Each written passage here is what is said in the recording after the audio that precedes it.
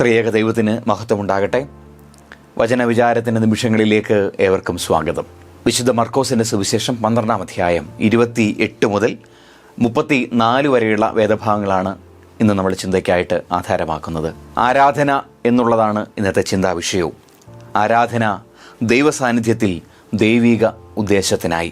ആരാധന എന്നത് ഏതു വിധേനയും ഏതാചാരങ്ങളിലൂടെയും ഏതനുഷ്ഠാനങ്ങളിലൂടെയും എങ്ങനെയെങ്കിലുമൊക്കെ ദൈവത്തെ പ്രസാദിപ്പിക്കുന്ന, ദൈവത്തെ പ്രീതിപ്പെടുത്തുന്ന ഒന്നാണ് എന്ന് ഈ അപകടം പിടിച്ച ആത്മീയ സംസ്കാരം എന്നോടും നിങ്ങളോടും ഒക്കെ പറയുന്നുണ്ട്.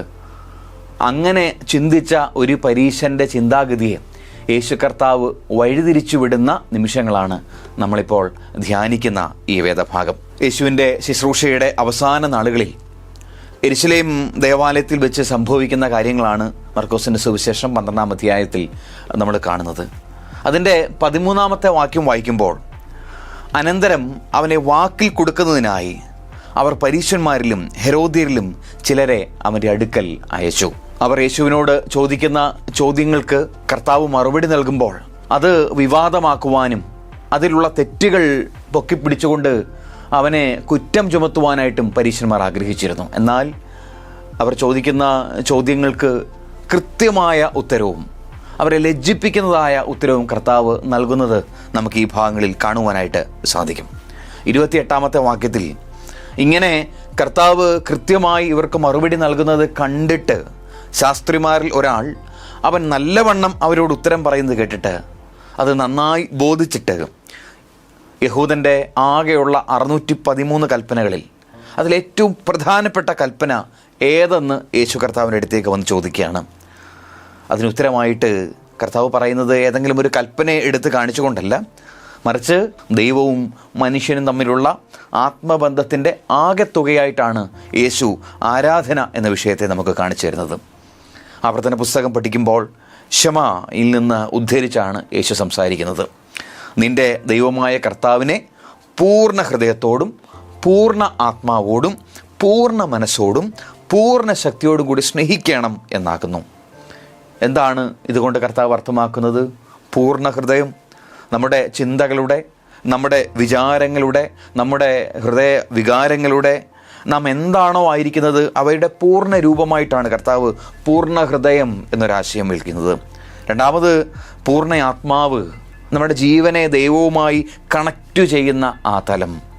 എന്താണ് പൂർണ്ണ ശക്തി? ദൈവം നൽകിയ കർമ്മശേഷികൾ, ദൈവം നൽകിയ താലന്തുകൾ, ദൈവം നൽകിയ എല്ലാ നന്മകളും, അത് സമയമാകട്ടെ സമ്പത്താകട്ടെ എന്താണെങ്കിലും അതിനെയാണ് പൂർണ്ണ ശക്തി എന്ന് കർത്താവ് കാണിച്ചു തരുന്നുണ്ട്. കർത്താവിൻ്റെ വാക്കുകളിൽ ഈ സകല തലങ്ങളുടെയും ദൈവികമായ പ്രകാശനമാകണം ആരാധന. ഈ സകല തലങ്ങളുടെയും ദൈവികമായ പ്രകാശനമായിട്ട് ആരാധന തീരണം. അങ്ങനെ സംഭവിക്കുമ്പോൾ പ്രിയപ്പെട്ടവരെ, ആരാധന എന്നത് കേവലം പുകഴ്ത്തലല്ല, കേവലം പ്രീതിപ്പെടുത്തലുമല്ല, അത് അനുഷ്ഠാനവുമല്ല, മറിച്ച് ദൈവം ആഗ്രഹിക്കുന്ന തരത്തിലുള്ള ജീവൻ്റെ ആവിഷ്കാരമായി എൻ്റെയും നിങ്ങളുടെയും ജീവിതം മാറുന്നു. അവിടെ ദൈവത്തിൻ്റെ വാക്കുകൾ എൻ്റെ വാക്കുകളായിട്ട് തീരുന്നു. അങ്ങനെ വരുമ്പോൾ ദൈവത്തിൻ്റെ കാഴ്ചകൾ മാത്രം എൻ്റെ കാഴ്ചകളായിട്ട് തീരുന്നു. അല്ലെങ്കിൽ ദൈവത്തിൻ്റെ ഇഷ്ടം, ദൈവത്തിൻ്റെ പദ്ധതികൾ, ദൈവത്തിൻ്റെ വഴികൾ അതെൻ്റേതായിട്ട് മാറുന്നത് നമുക്ക് കാണുവാൻ സാധിക്കും. സെൻറ്റ് എഫ്രൈം എന്നൊരു സഭാപിതാവുണ്ട്. അദ്ദേഹം ആരാധനയെപ്പറ്റി പറയുന്നത് ഇങ്ങനെയാണ്: മനുഷ്യൻ്റെ ആത്മാവിനെ ദൈവികതയിലേക്ക് ഉയർത്തുന്ന ഒരു പാലമാണ് ആരാധന. മനുഷ്യൻ്റെ ആത്മാവിനെ ദൈവികതയിലേക്ക് ഉയർത്തുന്ന ഒരു പാലമാണ് ആരാധന. അദ്ദേഹം അതിനോട് കൂട്ടിച്ചേർക്കുന്നത് ഇങ്ങനെയാണ്: ദേവാലയത്തിലെ സ്തുതികൾ ദേവാലയത്തിന് വെളിയിലുള്ള ജീവനെ പ്രോജ്വലിപ്പിക്കുന്നു. ദേവാലയത്തിനുള്ളിലുള്ള സ്തുതികൾ ദേവാലയത്തിന് വെളിയിലുള്ള എൻ്റെയും നിങ്ങളുടെയും ജീവിതത്തെ പ്രോജ്വലിപ്പിക്കണം. പൗലോസ് കൃത്യമായിട്ട് ആ വാക്കിനെ റീസണബിൾ സർവീസ് എന്നാണ് പറയുക. ബുദ്ധിയുള്ള ആരാധന എന്നാണ് അങ്ങനെയുള്ള ഒരു ജീവിത രീതിയെ പൗലോസ് വിളിക്കുന്നത്. അദ്ദേഹം പറയുകയാണ്, തിന്നാലും കുടിച്ചാലും എന്തു ചെയ്താലും എല്ലാം ദൈവത്തിൻ്റെ മഹത്വത്തിനായി ചെയ്യുവിൻ. എൻ്റെ പ്രിയപ്പെട്ടവരെ, നമ്മുടെ ആരാധന ദേവാലയത്തിൽ മാത്രം ഒതുങ്ങുവാനുള്ളതല്ല, ദേവാലയത്തിൽ മാത്രം സംഭവിക്കാനുള്ളതല്ല. നമ്മൾ ഇടപെടുന്ന എല്ലാ മേഖലകളെയും നമ്മുടെ ആരാധനാ ജീവിതം പ്രകാശിപ്പിക്കേണ്ടത് ആകട്ടെ. 31-ാമത്തെ വാക്യത്തിൽ വീണ്ടും ആ ഭാഗം മുൻപോട്ട് പോകുമ്പോൾ യേശുവിൻ്റെ കൃത്യമായ ഉത്തരങ്ങളിൽ താല്പര്യം തോന്നിയ ഈ മനുഷ്യൻ വീണ്ടും മറ്റൊരു ചോദ്യം ചോദിക്കുകയാണ്. രണ്ടാമത്തേതോ? എന്താണ് ഗുരുവേ രണ്ടാമത്തെ കൽപ്പന? അതിന് കർത്താവ് കൃത്യമായ മറുപടി നൽകുകയാണ്. കൂട്ടുകാരനെ നിന്നെ പോലെ തന്നെ സ്നേഹിക്കണം. ആദ്യത്തെ കൽപ്പനയുടെ പ്രതിഫലനമായിട്ട് നമുക്ക് രണ്ടാമത്തെ കൽപ്പനയെ കാണുവാനായിട്ട് സാധിക്കും. ദൈവത്തെ മഹത്വപ്പെടുത്തുന്ന ബുദ്ധിയുള്ള ആരാധനയിലൂടെ ലഭിക്കുന്ന സ്നേഹോർജം അത് അവരിലേക്ക് പകരുക എന്നുള്ളതാണ് കർത്താവ് പറഞ്ഞതിൻ്റെ വിവക്ഷ. അയൽക്കാരൻ എന്നത് യേശുവിനെ സംബന്ധിച്ച് അരികിൽ നിൽക്കുന്ന, നാം കാണാതെ പോകുന്ന ആൾ എന്ന് തന്നെയാണ്. അപരനും അയൽക്കാരനും ബന്ധങ്ങളുമൊക്കെ ഒരു ബാധ്യതയായി കാണുന്ന ഒരു കാലത്തിലാണ് നമ്മളൊക്കെ ജീവിക്കുന്നത്. അങ്ങനെ ഒരു തലമുറയാണ് ഞാനും നിങ്ങളും എന്ന് മറന്നു പോകരുത്. അതുകൊണ്ട് തന്നെ നമ്മുടെ ആത്മീയ സംസ്കാരവും അത്തരത്തിലൊക്കെ രൂപപ്പെട്ട് കഴിഞ്ഞു. എൻ്റെ ഇഷ്ടങ്ങൾക്ക് എതിര് നിൽക്കുന്നവരെല്ലാം തന്നെ, എൻ്റെ താല്പര്യങ്ങൾക്ക് എതിര് നിൽക്കുന്നവരെല്ലാം തന്നെ എൻ്റെ ശത്രു എന്ന് വിളിക്കുവാനായിട്ട് ഞാൻ ആഗ്രഹിക്കുന്ന ഒരു കാലം. അത് ബന്ധങ്ങളിലാണെങ്കിലും അയൽപ്പക്കമാണെങ്കിലും എല്ലാം ഞാൻ ശത്രു എന്നാണ് എൻ്റെ ഇഷ്ടങ്ങൾക്ക് എതിര് നിൽക്കുന്ന ഒരാളെ ഞാൻ വിളിക്കുക. വിശുദ്ധ ജോൺ ക്രിസോസ്റ്റം പറയുന്നു, അവരനെ സ്നേഹിക്കുക എന്ന് പറയുന്നത് ബാധ്യതയല്ല, അത് സ്വഭാവമാകണം എന്ന് തന്നെയാണ്. എൻ്റെ പ്രിയപ്പെട്ടവരെ, നല്ല സൗഹൃദങ്ങൾ, നല്ല അയൽവക്ക ബന്ധങ്ങൾ, നല്ല സാമൂഹ്യ കൂട്ടായ്മകൾ, ഇവയിലൊക്കെ ഒരു പ്രോ ആക്റ്റീവായി നിലനിൽക്കുവാനായിട്ട് നമുക്ക് സാധിക്കട്ടെ. ദയവായി ഒരാളെയും ശത്രു എന്ന് അഭിസംബോധന ചെയ്യുവാൻ നമുക്കിടയാകരുത് എന്ന് കർത്താവ് ആഗ്രഹിക്കുകയാണ്. ഈ കാലത്തിലൊക്കെ നമ്മുടെ ചുറ്റുമുള്ള വർഷിപ്പ് സെൻറ്ററുകളിലോ അല്ലെങ്കിൽ ധ്യാന കേന്ദ്രങ്ങളിലോ ഒക്കെ ഏറ്റവും അധികം ഉപയോഗിക്കുന്ന വാക്കുകൂടിയാണ് ഈ ശത്രു എന്നുള്ള വാക്ക്. ശത്രുവിനെ നശിപ്പിക്കുന്ന ഒരു ദൈവം. അതുകൊണ്ട് ഈ നാളുകളിൽ നമുക്ക് എൻ്റെ ശത്രുവിനിട്ട് പണി കൊടുക്കണേ എന്നല്ല, കർത്താവെ എന്നെയും അയാളെയും രൂപാന്തരപ്പെടുത്തി ഞങ്ങളെ മിത്രങ്ങളാക്കണമേ എന്ന് പ്രാർത്ഥിക്കുവാൻ ഈ നാളുകളിൽ നമ്മുടെ അധരങ്ങൾക്ക് കെൽപ്പുണ്ടാകട്ടെ. പ്രിയപ്പെട്ടവരെ, ചരിത്രത്തിൽ സ്വന്തമെന്ന് കരുതി തങ്ങളുടെ പ്രിയപ്പെട്ടവർക്ക് വേണ്ടി പ്രാണനോളം സ്നേഹിച്ച മനുഷ്യരാണ് മറ്റുള്ളവരെ രൂപാന്തരപ്പെടുത്തി ലോകത്തിൻ്റെ മുൻപിൽ അതുല്യ പ്രതിഭകളായിട്ട് നിർത്തിയിട്ടുള്ളത്. തിയോ എന്ന സഹോദരൻ അരപ്പട്ടിണിയായി അപ്പവും ഭക്ഷിച്ച് വെള്ളവും കുടിച്ച് തൻ്റെ സഹോദരന് വേണ്ടി പണിയെടുത്തത് കൊണ്ടാണ് ചരിത്രത്തിൽ വിൻസെൻ്റ് വാൻ ഗോഗ് എന്നൊരു ചിത്രകാരൻ ഉണ്ടായത്.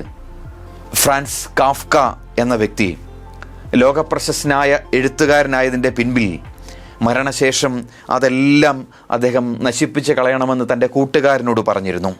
പക്ഷേ ആ കൂട്ടുകാരൻ, മാക്സ് ബ്രോഡ് എന്ന ആ കൂട്ടുകാരൻ, ഈ കാഫ്കയുടെ മരണത്തിന് ശേഷം തൻ്റെ കൂട്ടുകാരൻ പറഞ്ഞതനുസരിക്കാതെ അതൊക്കെ കൃത്യമായിട്ട് എഡിറ്റ് ചെയ്ത് ലോകത്തിൻ്റെ മുൻപിൽ എത്തിച്ചു. അങ്ങനെയാണ് ഈ കാഫ്ക എന്നൊരു മനുഷ്യൻ ലോകപ്രശസ്തനായ എഴുത്തുകാരനായിരുന്നു എന്ന് ലോകം തിരിച്ചറിയുന്നത്. എന്തിനേറെ പറയുന്നു, വേദപുസ്തകത്തിലേക്ക് നോക്കിയാട്ടെ, മരണത്തിന് ശേഷവും 4-ാം നാളും കല്ലറയുടെ അടുത്ത് പോയി ചങ്കുലഞ്ഞ് കരയുവാൻ യേശുവിനെ പോലെ ഒരു നല്ല സുഹൃത്തുള്ളത് കൊണ്ടല്ലേ ലാസറിന് പുതുജീവൻ ലഭിച്ചത്. യേശുവിനെ പോലെ അന്ത്യത്തോളം പ്രാണൻ കൊടുത്ത് സ്നേഹിച്ച ഒരു സ്നേഹിതൻ ഉള്ളത് കൊണ്ടല്ലേ ഞാൻ നിങ്ങളൊക്കെ ഇങ്ങനെ ഈ ഭൂമിയിൽ ജീവിക്കുവാനായിട്ട് സാധിക്കുന്നത്, രക്ഷയുടെ അനുഭവത്തിൽ ജീവിക്കുവാനായിട്ട് സാധിക്കുന്നത്. അതുകൊണ്ട് എൻ്റെ പ്രിയപ്പെട്ടവരെ, യേശു എന്നെയും നിങ്ങളെ സ്നേഹിച്ചതുപോലെ ആ ക്രിസ്തു സ്നേഹം കൊണ്ട് നമ്മുടെ പങ്കാളിയെ സ്നേഹിക്കുവാൻ നമുക്കിടയാകട്ടെ. ആ ക്രിസ്തു സ്നേഹം കൊണ്ട് നമ്മുടെ കൂട്ടുകാരനെ സ്നേഹിക്കുവാൻ നമുക്കിടയാകട്ടെ. നമ്മുടെ മക്കളെ സ്നേഹിക്കുവാൻ, പ്രായമായ മാതാപിതാക്കളെ സ്നേഹിക്കുവാൻ, നമ്മൾ ശത്രു എന്ന് അഭിസംബോധന ചെയ്ത നമ്മുടെ മിത്രത്തെ സ്നേഹിക്കുവാൻ, ഒന്ന് തൊടുവാൻ ഈ നാളുകളിൽ നമുക്കിടയാകട്ടെ പ്രിയപ്പെട്ടവരെ. അങ്ങനെയാണെങ്കിൽ അങ്ങനെയുള്ളവരുടെ മാത്രം ആരാധനകളൊക്കെയാണ് സുഗന്ധയാഗങ്ങളായി ദൈവം സ്വീകരിക്കുകയുള്ളൂ എന്ന് നമ്മൾ മറന്നു പോകരുത്. 34-ാമത്തെ വാക്യങ്ങളിലേക്ക് വരുമ്പോൾ യേശുവിൻ്റെ വാക്കുകൾ ശ്രദ്ധയോടെ, ബുദ്ധിയോടെ, അക്ഷരം പ്രതി ഹൃദയം കൊണ്ട് കേട്ട് നിൽക്കുന്ന മനുഷ്യനെ കർത്താവ് ഇങ്ങനെ സ്നേഹത്തോടെ ദൈവരാജ്യത്തിൻ്റെ അനുഭവത്തിലേക്ക് ചേർത്ത് പിടിക്കുന്നത് നമുക്ക് കാണുവാനായിട്ട് സാധിക്കും. എൻ്റെ വാക്കുകളെ ഞാൻ അവസാനിപ്പിക്കുകയാണ് പ്രിയപ്പെട്ടവരെ. അങ്ങനെ നമ്മുടെ ആരാധനകൾ പൂർണ്ണ ഹൃദയത്തോടെ ഉള്ളതായി തീരട്ടെ. അത് പൂർണ്ണ ഹൃദയത്തോടെയുള്ള ദൈവാർപ്പണങ്ങളായിട്ട് നമ്മുടെ ആരാധനകൾ തീരട്ടെ. ആ സ്നേഹ സമ്മേളനത്തിൽ നിന്നും കരകവിഞ്ഞൊഴുകുന്ന ഞാനും ദൈവവുമായിട്ടുള്ള സ്നേഹ ആലിംഗനത്തിൽ നിന്നും കരകവിഞ്ഞൊഴുകുന്ന വഴിഞ്ഞൊഴുകുന്ന ആ സ്നേഹം നമ്മുടെ അടുത്ത് നിൽക്കുന്നവരിലേക്ക് പകരുവാൻ എനിക്ക് നിങ്ങൾക്കും സാധിക്കട്ടെ. അങ്ങനെ ഞാനും ദൈവവുമായിട്ടുള്ള ബന്ധം കുറേ കൂടെ ഗാഢമായി തീരട്ടെ. അങ്ങനെ ഞാനും എൻ്റെ അടുത്ത് നിൽക്കുന്ന അപരനുമായുള്ള ബന്ധം കുറേ കൂടെ ഗാഢമായി തീരട്ടെ. അത്തരത്തിൽ ഒരാരാധനാ ജീവിതം നയിക്കുവാൻ പരിശുദ്ധ റൂഹ എന്നെയും നിങ്ങളെയും ഈ നാളുകളിൽ സഹായിക്കട്ടെ. ആമേൻ.